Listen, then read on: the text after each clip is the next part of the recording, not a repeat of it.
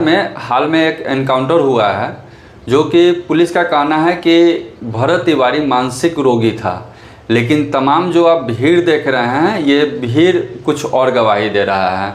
चलिए तो भरत तिवारी के बारे में हम बात करेंगे कि आखिरकार वो कौन था और कैसा था। भरत तिवारी वो था जो हिंदू राष्ट्र की कल्पना करता था, जो पद यात्रा उनके समर्थन में मध्य प्रदेश तक जाऊंगा और सनातन धर्म के समर्थन में और हिंदू राष्ट्र के समर्थन में पद यात्रा करते हुए यहाँ। तो आप लोग के लिए मैं अपील करना चाहूँगा, उनका जोरदार समर्थन होना चाहिए। बिल्कुल भैया है, हर तरह से होना चाहिए। पैदल यात्रा में बिहार से शामिल होने के लिए वो बागेश्वर धाम जाता है, जो इस समाज के लिए समय समय पर आवाज़ उठाता है, सितम के खिलाफ बात करता है। इस क्षेत्र की कुछ मुख्य समस्या थी बिजली, पानी और सड़क को लेकर वो काफ़ी वीडियो भी बनाता था और इस पर आवाज़ भी उठाता था। जब भी बाढ़ आता था तो इस क्षेत्र में बाढ़ से काफ़ी लोगों को नुकसान होता था और ये भरत तिवारी आप देख रहे हैं कि लोगों के साथ मिलकर वहाँ के लोगों के लिए आवाज़ उठाता है और राहत सामग्री पहुँचाता है। आप देख रहे हैं कि एक वॉलंटियर के तौर पे, एक समाज सेवी के तौर पे वो कार्य करते हुए अभी तक नज़र आ रहा है। लेकिन आखिरकार ऐसा क्या हुआ कि पुलिस को उसका एनकाउंटर करना पड़ा? तो यहाँ पे आगे चलते हैं तो दो थ्योरी सामने आती है ज़्यादा देखने पे। पहली थ्योरी पुलिस के तरफ से ये है कि भरत तिवारी का मानसिक स्थिति खराब था और उसके वजह से वो हथियार हाथ में रखे हुआ था और पुलिस उसे काफ़ी कह रहा था कि सरेंडर कर दो, लेकिन वो बात नहीं मानता है। पुलिस पे फायरिंग करती है और पुलिस जवाबी कार्रवाई में उसे मार देती है। लेकिन मेरा सवाल यहाँ पे ये है कि आप देख सकते हैं कि अपने देश में आतंकवादी को भी सरेंडर करने का मौका दिया जाता है, उसे भी डायरेक्ट गोली नहीं मारा जाता है।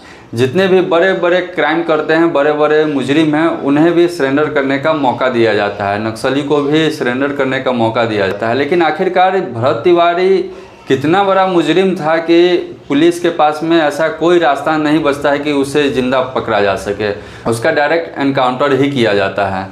यहाँ पे ये जो तमाम भीड़ आप देख रहे हैं तो ये पुलिस प्रशासन पे काफ़ी बेहद सवाल उठा रहे हैं और ये बिहार का ही नहीं, भारत का ये चर्चा का विषय बन चुका है कि बिहार का ऐसा कौन लड़का था जिसको पुलिस गोली मार देती है और इसके बाद तमाम लोगों का समर्थन उस लड़के को मिलता है। अगर वो मुजरिम होता, अगर वो क्रिमिनल होता, अगर समाज के लिए, समाज का वो दुश्मन होता तो शायद इतनी भीड़ नहीं होती। यहाँ पे सोशल मीडिया पे आप देख सकते हैं कि तमाम भरत तिवारी को लेकर बातें सामने आ रही है। बहुतों का जाति का जो चश्मा है उस चश्मे से भरत तिवारी को देख रहा है कि वो तिवारी था, और बहुत लोग ऐसे लोग हैं जो भरत तिवारी को सही मान रहे हैं, भरत तिवारी को काम का सराहना कर रहे हैं। लेकिन ये प्रकरण कैसे हुआ, चलिए हम अब उस पर बात करेंगे। 17 तारीख को पुलिस आती है भरत तिवारी को गिरफ्तार करने। थाना अध्यक्ष से बात करते हुए वीडियो सामने आता है जिसमें लगता है कि थाना प्रभारी उसे कुछ समझा रहे थे, बता रहे थे, लेकिन उतने ही में वो घर से अपना हथियार निकालता है और पुलिस पे टान देता है और धमकी देने जैसा वो बात करता है, जो कि वीडियो में आपको साफ दिख रहा है। लेकिन 15 तारीख से ही और पहले से ही पुलिस उसे गिरफ्तार करने की फिराक में थी, लेकिन वो गिरफ्तार नहीं कर पाती है। 17 तारीख को उसके घर पे आती है सुबह में पुलिस, लेकिन वो उस टाइम में गिरफ्तार नहीं करती है। फिर कुछ देर बाद दोपहर के टाइम में वो भरत तिवारी अपने घर से बाहर होता है और पुलिस उसे चारों तरफ से घेर लेती है। घेरने के बाद भरत तिवारी बात करता है, वो इसी के खिलाफ वो बात करता है कि तुम कोई ऐसे व्यक्ति को बुलाओ जो हमारी शर्तों को माने, जो हमारी बातों को माने। उसकी शर्तें ये थी कि आखिरकार हर साल बारिश आता था तो उसका क्षेत्र प्रभावित होता था, लोगों को काफ़ी परेशानी होती थी, घर छोड़कर जाना पड़ता था। तो इन्हीं सब बातों को लेकर वो काफ़ी आवाज़ उठाता था। कुछ सोर्स से ये पता चलता है कि वो अपने गले के चैन बेचकर वो हथियार खरीदा था, जिससे प्रशासन पर दबाव बना सके और अपने क्षेत्र की समस्या का निदान पा सके।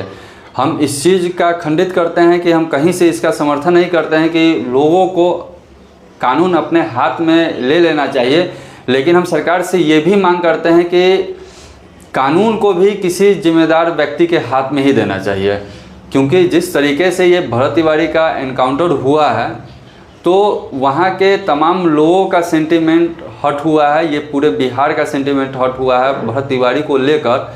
आप सोशल मीडिया से या तमाम जगहों पे आप देख सकते हैं कि बहुत भारी जनसंख्या में इसके सपोर्ट करने वाले आपको नज़र आ रहे हैं, क्योंकि भरत तिवारी का कोई ऐसा क्राइम रिकॉर्ड नहीं था कि जिससे ये पता चले कि वो एक क्रिमिनल था।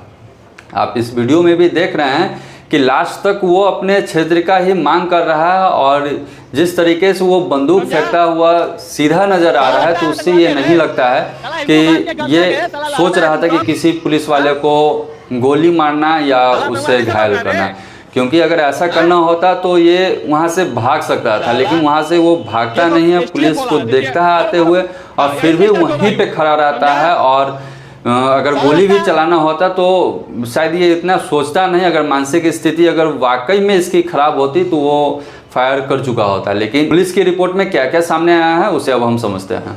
पुलिस का दावा है कि भरत ने पहले गोली चलाई। गोली थाने के सरकारी गाड़ी के बोनेट पर जाकर लगती है। जवाबी कार्रवाई में थाना अध्यक्ष ने अपनी पिस्टल से एक राउंड जवाबी फायरिंग की, लेकिन वीडियो में जो दिख रहा है वो बंदूक फेंकने, सरेंडर जैसा एक्शन, उसके बाद ये सारा मामला सामने में आता है। यहाँ सवाल यह है कि इनकाउंटर के बाद हॉस्पिटल ले जाने में 2 घंटे की देरी कैसे लग सकती है, क्योंकि तमाम पुलिस वाले वहाँ पे मौजूद होते हैं, गाड़ी वहाँ पे मौजूद होती है। अगर पुलिस का उद्देश्य उसे पकड़ना होता, उसके साथ सरेंडर उसका करवाना होता, तो अगर उसको गोली लग भी गई तो उसको तत्काल अस्पताल में भर्ती कराया जा सकता था, लेकिन वहाँ पे भर्ती कराने में 2 घंटे की लेट होती है। तो यहाँ भी सवाल उठता है। और भरत की मां आशा देवी का दावा है कि उनके बेटे को सिर्फ गोली नहीं मारा गया, बल्कि उससे जहर भी दिया गया। ये उसकी मां का दावा है। कई लोग अभी सस्पेंड हुए हैं। वहाँ पे बहुत सारे पॉलिटिशियन, सीपीआई के हो, बीजेपी के हो या आरजेडी के हो, जितने भी लोग आ रहे हैं, सब कहीं न कहीं भरत तिवारी का सपोर्ट कर रहे हैं और पुलिस की निंदा कर रहे हैं। अब आपको क्या लगता है कि भरत तिवारी की जो एनकाउंटर हुआ है उसके पीछे पुलिस वालों की क्या सोच हो सकती है? क्या वो इतना बड़ा क्रिमिनल था कि उसे जिंदा पकड़ना नामुमकिन था, या भरत तिवारी ऐसा लड़का बन चुका था जो हमेशा सिस्टम के खिलाफ आवाज़ उठाता था और वहाँ पे जितने भी तमाम अफसर टाइप के लोग थे उनके नाकों में ये दम करके रखा था। भ्रष्टाचार के खिलाफ ये आवाज़ उठाता था, अपने क्षेत्र के लिए आवाज़ उठाता था, अपने लोगों के लिए आवाज़ उठाता था। और इसका एनकाउंटर क्या सही है या इसे पकड़ा जा सकता है? आप क्या सोचते हैं इस विषय में? अपनी राय कमेंट बॉक्स में ज़रूर दीजिएगा। अभी तक वीडियो देखने के लिए धन्यवाद। जय हिंद।